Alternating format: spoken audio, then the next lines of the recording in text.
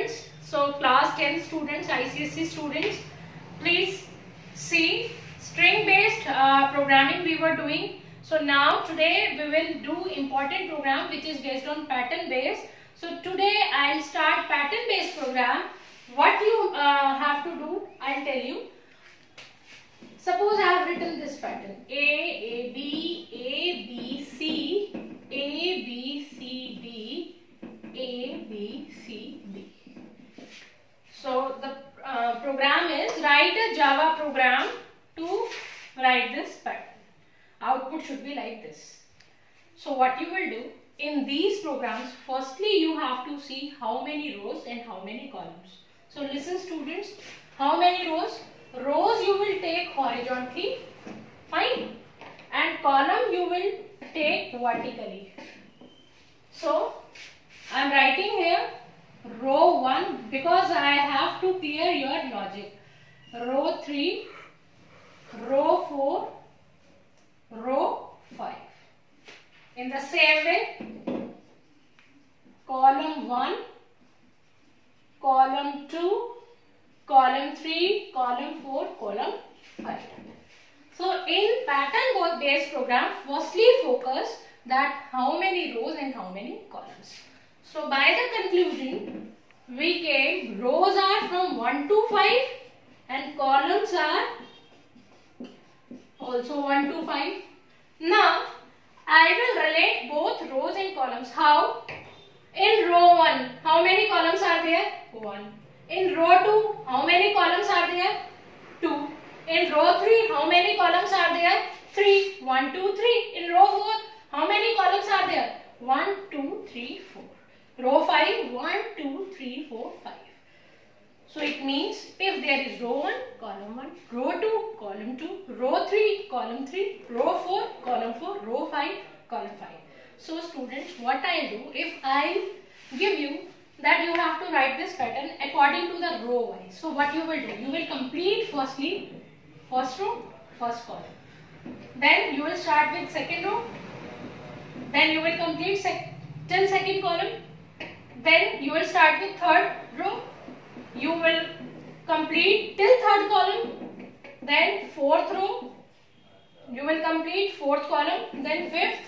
You will complete fifth column. Means the conclusion is you will take firstly row. Then you will complete whole columns in first row. You will take second row. Then you will complete whole columns. You will take third row. You will continue till the columns will be ended. तो जितने रो हैं उतने column है, जितनी रो start की उस पर कितने कॉलम डिपेंड कर रहे हैं वो आपको इसमें कॉन्सेप्ट यूज करना है ना। इसका मतलब मैं रो और कॉलम को कैसे रिलेट करूंगी? अगर रो 1 है तो कॉलम 1, रो 2 है तो कॉलम 2, रो 3 है तो कॉलम 3। इसका मतलब कॉलम किस पे डिपेंड कर रहा है? रो पे। और डिपेंड करने की वजह से I will take nested loop कि अगर मैं लूं 4i1 2 I1, सपोज मैंने फर्स्टली स्टार्ट किया, I stand for row, I am taking counter with I as for column, sorry for row, I stand for row की काउंटिंग करेगा ये। सो I1, अब I1 में मुझे क्या फिल करना है? J1, J for column, J column के लिए, I रो के लिए। So when there is I1 then J1, पर J1 है, पर J1 से शुरू होके कहां तक चलेगा?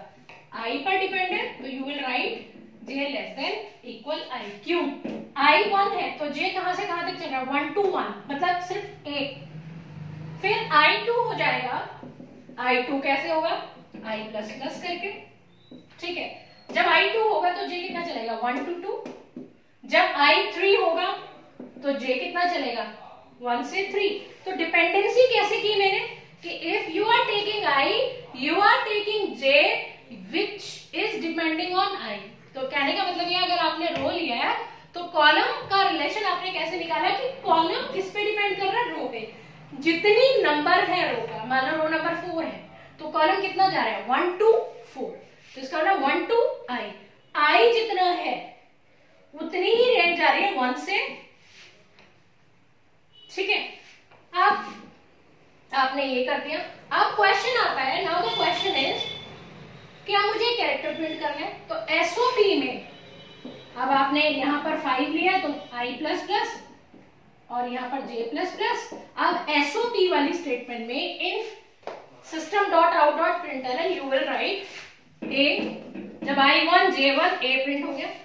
अब जब i2 होगा, देखो तो j 1 to 2 है, 1 to 2 में पहले a प्रिंट होगा, b कैसे प्रिंट होगा, तो b को प्रिंट करने के लिए the easiest way is you will right j minus 1 और स्पेस देते जाओ। कैसे, अभी देखना i1, जब i1 है तो j क्या है 1, 1 to 1 और क्या प्रिंट होगा a, ठीक है a प्रिंट हो गया।